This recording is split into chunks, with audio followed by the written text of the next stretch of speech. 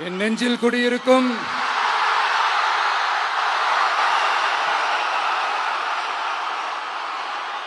திருநெல்வேலி மக்கள் உங்கள் அனைவருக்கும் என்னுடைய வணக்கம். வணக்கம் வணக்கம் வணக்கம் வணக்கம். எல்லாரும் எப்படி இருக்கீங்க?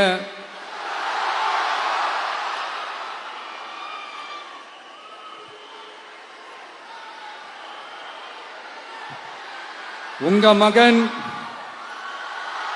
உங்க அண்ணன், உங்க தம்பி, உங்க தோழன், உங்க நண்பன், உங்க விஜய் உங்களை தேடி வந்திருக்கிறேன். இந்நேரம் திமுக கையில அந்த முழு பவரும் இருந்திருந்தா, இந்நேரம் ஸ்டாலின் சார் கையில் அந்த முழு பவர் இருந்திருந்தா கண்டிப்பா இந்த நிகழ்ச்சி நடந்திருக்காது. ஏதாவது ஒரு முட்டுக்கட்டையை போட்டு நம்மளை வரவிடாம பண்ணியிருப்பார்.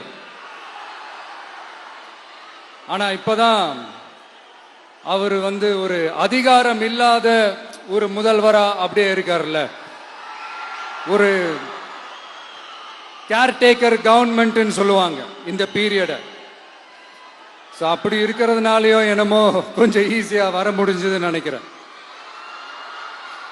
அது மாதிரி இந்த திமுக கவர்மெண்ட் நமக்கு எவ்வளவு பிரச்சனைகள், எவ்வளவு நெருக்கடிகள், எவ்வளவு அவதூறுகள், அவங்களையும் தாண்டி இன்னும் சில பேர் இன்னும் நிறைய அவதூறுகள் எல்லாமே பரப்புனாங்க. இந்த திமுக கூட்டணிக்கும் பாஜக கூட்டணிக்கும் ரெண்டு பேருமே வெளியில வேணா தனித்தனியா இருப்பாங்க, ஆனா உள்ளுக்குள்ள இவங்க ரெண்டு பேருமே ஒண்ணுதான். இவங்க ரெண்டு பேருக்குமே ஒரே நோக்கம் தான். அது என்ன நோக்கம் தெரியுமா? உங்களுக்காக நல்லது செய்ய, உங்களுக்காக உழைக்க, உங்களோட கூடவே நிக்க இந்த விஜய் வந்துடக்கூடாது.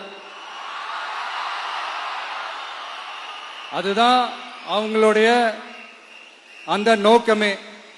ஏன்னா இந்த விஜய் வந்ததிலிருந்து அவங்க நிறைய இந்த ஊழல்லாம் செஞ்சுக்கிட்டு இருந்தாங்கல்ல, ஒரு லிஸ்ட் போட்டு சொன்னல, அதெல்லாம் அவங்களால செய்ய முடியாம போச்சு. எல்லாத்துலயும் மண்ணு விழுந்துருச்சு. அதனால சம கோபத்துல இருக்கிறாங்க என் மேல. அதே மாதிரி அடுத்து ஆட்சிக்கு வர முடியாத ஒரு சூழ்நிலைய மக்களே நீங்களே ஆல்ரெடி உருவாக்கிட்டீங்க.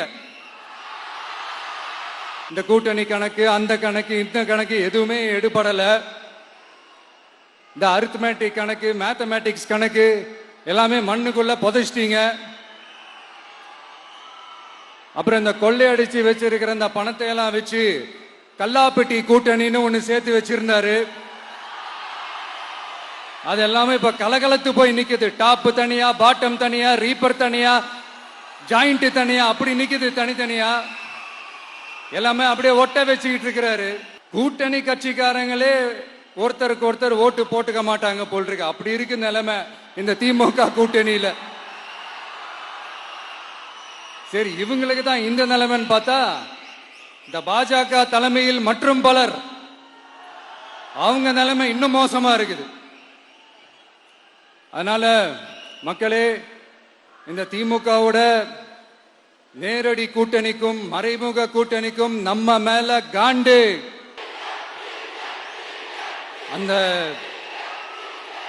அந்த காண்டுக்கு ஒரு காரணம் என்ன தெரியுமா? அவங்க வீட்லயே, அவங்க குடும்பத்திலேயே விசில் சத்தம் பலமா கேக்குதான்.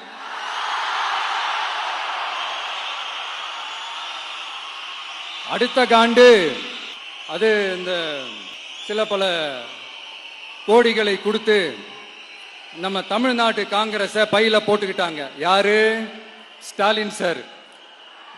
ஆனா உண்மையான காங்கிரஸ் யாரு பக்கம் நிக்குது? நம்ம பக்கம் நிக்குது. சிறுபான்மை மக்களோட அந்த திமுக சாயம் வெளுத்து போச்சே. இந்த விஜய் என்னடானா மதச்சார்பற்ற கொள்கையோட உண்மையான ஒரு முகமா இருக்கிறானே.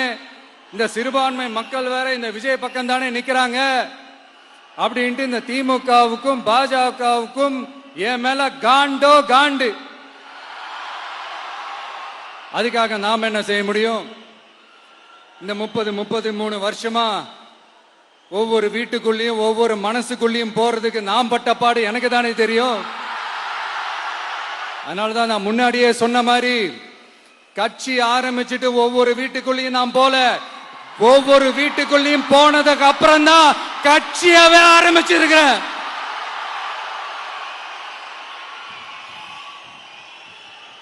இது இந்த அரசியல் எல்லாத்தையும் தாண்டி இருக்கிற ஒரு உறவு. கட்சி கிட்சி எல்லாத்தையும் தாண்டி இருக்கிற ஒரு உறவு. இது ஒரு பூர்வ ஜென்ம பந்தம். இது சும்மா இந்த அரசியல் ஆதாயம் தேடுறவங்களுக்குலாம் இது என்னன்னே புரியாது. இது மத்தவங்களுக்கு வேணா எலெக்ஷன், ஆனா இந்த விஜய் கூட நிக்கிறவங்களுக்கும் இது ஒரு இமோஷன். நான் சந்தோஷப்பட்டா மக்கள் சந்தோஷப்படுறாங்க, மக்கள் சந்தோஷப்பட்டா நான் சந்தோஷப்படுறேன். எனக்கு ஒண்ணுனா மக்களுக்கும், மக்களுக்கு ஒண்ணுனா எனக்கும். கண்ணு கலங்கும். எவ்வளவு அவதூறுகள்! இந்த கரூர் விஷயத்தை பத்தி ஊருக்கே தெரியும். ஆனா போடு, விஜய் மேல பழிய போடு. என்னடா இவ்வளவு பெரிய ஒரு பழிய தூக்கி விஜய் மேல போட்டாலும் மக்கள் விஜய் கூடவே நிக்கிறாங்க. இது என்னடா அதிசயமா இருக்குது அப்படின்ட்டு அது ட்ரை பண்ணி பார்த்தாங்க. அது மக்கள் கிட்ட எடுபடல. சரி, அடுத்து வேற என்ன பண்ணலாம்? முடக்கு. ஜனநாயகனா முடக்கு. படத்தை முடக்குனா கொஞ்சம் பையன் கொஞ்சம் டிஸ்டர்ப் ஆயிடுவான். அதனால படத்தை முடக்கு. இது யாரு முடக்குனாங்கன்றது உங்களுக்கே தெரியும். அது நான் சொல்ல வேண்டிய அவசியம் உங்களுக்கு இல்ல. ஆனா இவனாடா இவன் படத்தை முடக்கினாலும் அவன் பாட்டுக்கு அதை கண்டுக்காம அவன் பாட்டுக்கு வேலையை பார்த்துட்டு போயிட்டே இருக்கான். அதுவும் எடுபடல. சரி, அடுத்து வேற என்ன பண்ணலாம்? போடு, SOPன்னு ஒண்ணு போடு. விஜய்க்கு மட்டும் தனியா ரூல்ஸ், தனியா ரெகுலேஷன்ஸ், தனியா கண்டிஷன்ஸ். அவனுக்கு மட்டும் போடு. மத்த கட்சிகள்லாம் விடு, விஜய்க்கு மட்டும் தனி கண்டிஷன்ஸ் போடு. அவன் வெளியவே வரக்கூடாது, மக்களை சந்திக்கவே கூடாது. என்னாச்சு? அதுவும் எடுபடல. சரி, அடுத்து வேற என்ன பண்ணலாம்? நம்மளை சுத்தி இருக்கிறவங்களை வச்சு, அதாவது இத்தனை வருஷமா வெயிட் பண்ணி இப்போ எலெக்ஷனுக்கு 30 நாளைக்கு முன்னாடி கரெக்டா அந்த டைம் பார்த்து ஒரு அவதூறு பரப்ப வேண்டியது. அது என்னன்னு உங்களுக்கே தெரியும். அதுவும் மக்கள் கிட்ட எடுபடல. அது மாதிரி எத்தனை சோதனைகள், எத்தனை வேதனைகள் நீங்க கொடுத்தாலும் இந்த திமுக நாளையோ இல்ல இந்த பாஜக நாளையோ இல்ல இந்த மற்ற பலர் நாளையோ இல்ல எந்த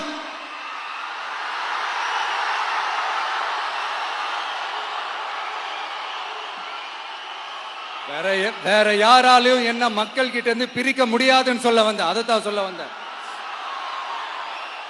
ஒவ்வொரு வீட்டில் இருக்கிற ஒவ்வொரு விஜயும் இருக்கிற வரைக்கும் என்ன மக்கள் கிட்ட இருந்து பிரிக்கவே முடியாது. இப்படி இந்த சொந்த பந்தம் இவ்வளவு ஸ்ட்ராங்கா இருக்கிறதுனாலதான் நான் முன்னாடியே சொன்னேன், 234 தொகுதியிலும் இந்த விஜய் தான் வேட்பாளர் அப்படின்னு தான் அதை நான் செஞ்சிருக்கிறேன். ஏன்னா நம்மளுடைய வேட்பாளர்கள் யாரும் டாட்டாவோ பிர்லாவோ அம்பானியோ அதானியோ கிடையாது. நம்ம வீட்டில் இருக்கிறவர், நம்ம குடும்பத்தில் இருக்கிற ஒருத்தரை தான் நான் வேட்பாளரா செலக்ட் பண்ணியிருக்கிறேன். அப்படி செலக்ட் பண்ணி தான் உங்ககிட்ட நான் ஒப்படைச்சிருக்கிறேன். அதனால அந்த வேட்பாளர் வேற, இந்த விஜய் வேற அப்படின்னு நினைச்சிடாதீங்க. இந்த விஜய் தான் வேட்பாளர், அந்த வேட்பாளர் தான் விஜய். இத்தனை வருஷம் யார் யாருக்கோ ஓட்டு போட்டீங்க. ஆனா இந்த வருஷம் உங்க வீட்டில் இருக்கிற ஒருத்தருக்கு, உங்க வீட்டில் இருக்க நம்ம குடும்பத்தில் இருக்கிற ஒருத்தருக்கு நம்ம ஓட்டு போட போறோம். அந்த வேட்பாளர்களுக்கு நீங்க ஓட்டு போடுறது நமக்கு நாமளே ஓட்டு போட்டுக்கிற மாதிரி. அந்த வேட்பாளர் ஜெயிச்சா நாம ஜெயிச்ச மாதிரி. இப்படிப்பட்ட ஒரு எமோஷனலான ஒரு எலெக்ஷனை தமிழ்நாடு இல்ல, இந்தியாவே பார்த்திருக்காது. இது நீங்க எவ்ரி 5 இயர்ஸ் வர ஒரு எலெக்ஷன் மாதிரி இதை நினைச்சிடாதீங்க. இது வேற, இது ஒரு அதிசய எலெக்ஷன். 50 வருஷத்துக்கு ஒரு வாட்டி நடக்கிற ஒரு எலெக்ஷன் மாதிரி. அதனால அந்த சான்ஸை மிஸ் பண்ணிடாதீங்க மக்களே. ஒரு காமராஜர் தானா, ஒரு அண்ணா தானா, ஒரு எம்ஜிஆர் தானா நம்ம தமிழ்நாட்டுக்கு? அவங்கள மாதிரி வேற யாருமே வந்துட மாட்டாங்களா அப்படின்னு நீங்க ஏங்கினது எனக்கு தெரியும். அத மனசுல வச்சுக்கிட்டு தான் நம்ம டிவிக்கே வந்திருக்கிறோம். நம்ம டிவிக்கு யார் யார் மாதிரி எல்லாம் உழைக்கும் சொல்லவா? ஐயா முத்துராமலிங்க தேவர் மாதிரி, ஐயா வீரன் சுந்தரலிங்கம் மாதிரி, ஐயா வாபுசி மாதிரி, ஐயா அழகு முத்துக்கோன் மாதிரி, ஐயா கட்டமன் மாதிரி, ஐயா ஒண்டி வீரன் மாதிரி, ஐயா குரூஸ் பெர்னாண்டஸ் மாதிரி, மாதிரி ஒட்டுமொத்த தமிழ்நாட்டு மண்ணுக்கும் உழைக்கும், உழைச்சிக்கிட்டே இருக்கும். இந்த எலெக்ஷன்ல நம்ம டிவிக்கு ஆட்சி அமைஞ்சா அதென்ன அமைஞ்சா அமைக்கிறோம். எப்படி அமைக்கிறோம்? நம்ம டிவிக்கு ஆட்சி அமைஞ்ச உடனே பெண்கள், இளைஞர்கள் எல்லாருமே நல்லா இருப்போம், நல்லா இருப்போம், நல்லா இருப்போம். விவசாயிகள், மீனவர்கள், உழைக்கிற மக்கள் எல்லாருமே நல்லா இருப்போம், நல்லா இருப்போம், நல்லா இருப்போம். இன்னும் பல வருஷத்துக்கு நம்மளுடைய குடும்பங்கள், நம்மளுடைய சந்ததிகள், நம்மளுடைய தலைமுறைகள் எல்லாருமே நல்லா இருப்போம், நல்லா இருப்போம், நல்லா இருப்போம். அதனாலதான் மீண்டும் மீண்டும் சொல்றேன், வேற யாருக்காவது ஓட்டு போட்டு உங்க ஓட்டை வேஸ்ட் பண்ணிடாதீங்க. அதனாலதான் பார்த்து பார்த்து உங்களுக்கான வாக்குறுதிகளை நாம அதை அறிவிச்சிட்டு இருக்கிறோம். செய்ய முடியாததெல்லாம் சொல்லவே மாட்டோம், அதுல ரொம்ப உறுதியா இருக்கிறோம். சொல்லாததை செய்வோம், அது வேற விஷயம். ஆனா செய்யறத மட்டும்தான் சொல்லுவோம். யங்ஸ்டர்ஸ், விவசாயிகள், மீனவ, இந்த மாதிரி பல திட்டங்கள் இருக்கு, எல்லாத்தையுமே நிறைவேற்றுவோம். இந்த விஜய் அதை சாத்தியமாக்கி காட்டுவான். இத நான் ஏன் இவ்வளவு ஸ்ட்ராங்கா சொல்றேன் அப்படின்னா, மக்கள் பணத்திலிருந்து ஒரு பைசா கூட தொட வேண்டிய அவசியமே எனக்கு இல்லை. உங்களுக்கு புரியுதுங்களா? உங்களுக்கு மக்களுக்கு தப்பே நடக்காது, தப்பே நடக்க விட மாட்டேன். இப்ப நான் சொன்னல, மக்கள் காசுல இருந்து ஒரு பைசா கூட தொட மாட்டேன்னு. அத இப்ப ஆண்டுகிட்டு இருக்கிறவங்க, இதுக்கு முன்னாடி ஆண்டவங்க தில்லா சொல்ல முடியுமா? என்னை எதிர்த்துட்டு இருக்கிறவங்களால தில்லா, கட்ஸா, கெத்தா இத சொல்ல முடியுமா? நீங்க ஒழுங்கா ஆட்சி நடத்திருந்தா பெண்கள் பாதுகாப்பு ஏன் இவ்வளவு மோசமா இருக்குது? இளைஞர்களுக்கு ஏன் வேலை வாய்ப்பு இல்லாம போச்சு? போதைப் பொருள் கலாச்சாரம் ஏன் அதிகமா இருக்கு? சட்டம் ஒழுங்கு ஏன் சரியா இல்ல? வன்முறை ஏன் தலைவரிச்சு ஆறுது? இதுக்கு உங்களால பதில் சொல்ல முடியுமா ஸ்டாலின் சார்? பதில் சொல்ல தகுதி இருக்கான்னு தான் கேட்டிருக்கணும். ஆனா கொஞ்சம் நாகரிகம் கருதி அப்படி வேணான்னு பாக்குறேன்.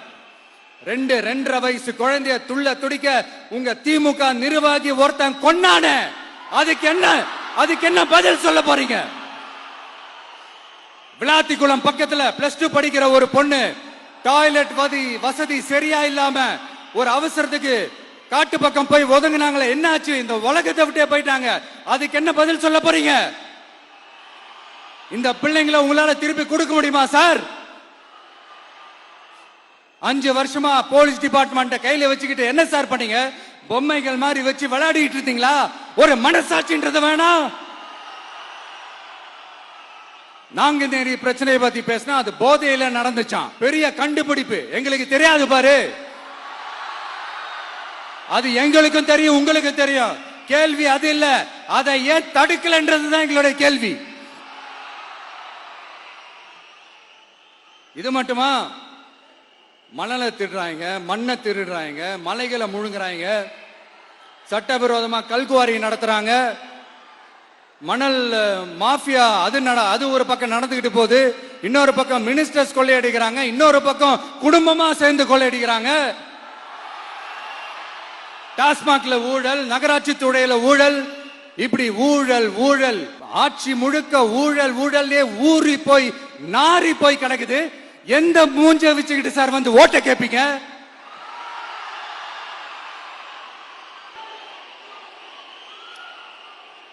இந்த எலெக்ஷன் சும்மா உங்க பணத்தை எல்லாம் வச்சுக்கிட்டு ஒன்னும் கிழிக்க முடியாது. உங்க பணத்தை எல்லாம் வச்சு மக்கள் எல்லாம் விலைக்கு வாங்கவே முடியாது. இது ஒரு மாற்றத்திற்கான ஒரு எலெக்ஷன். ஒட்டுமொத்த தமிழ்நாட்டு மக்களும் அந்த மாற்றத்தை கொண்டு வர போற அந்த எலெக்ஷன். இது உங்களாலேயோ இல்ல அந்த மற்றும் பலர்னாலேயோ ஒன்னும் தடுக்க முடியாது. அதனால மக்களே, ஏப்ரல் 23ஆம் தேதி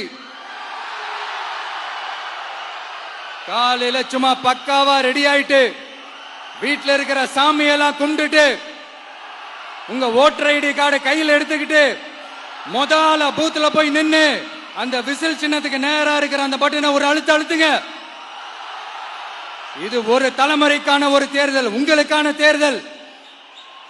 எப்பேற்பட்ட வசதியான வாழ்க்கையா இருந்தாலும் எல்லாத்தையும் தூக்கி எறிஞ்சிட்டு உங்களுக்காக மட்டுமே வந்திருக்கிறேன். உங்களுக்காக நன்றி கடன் செலுத்துறதுக்காக மட்டுமே வந்திருக்கிறேன். அத்தனை வழிகளையும் தாங்கிக்கிட்டு உங்களுக்காக மட்டுமே வந்திருக்கிறேன். ஒரு நாளும் பொய் சொல்லி உங்களை நான் ஏமாத்தவே மாட்டேன். இந்த 4 முனை போட்டி, 40 முனை போட்டி, எத்தனை முனை போட்டின்னு எத்தனை உருட்டினாலும் இங்க 2 முனை போட்டி மட்டும்தான். ஒன்னு இன்னொன்னு எஸ், ஒன்னு டிவிகே, இன்னொன்னு டிஎம்கே. மக்கள் விரோத ஆட்சி நடத்துற ஸ்டாலின் சார் வேணுமா? மக்களை நேசிக்கிற உங்க விஜய் வேணுமா? அவ்வளவுதான் இந்த எலெக்ஷன். அதனால உங்க மகனுக்கு, உங்க அண்ணனுக்கு, உங்க தம்பிக்கு, உங்க பிள்ளைக்கு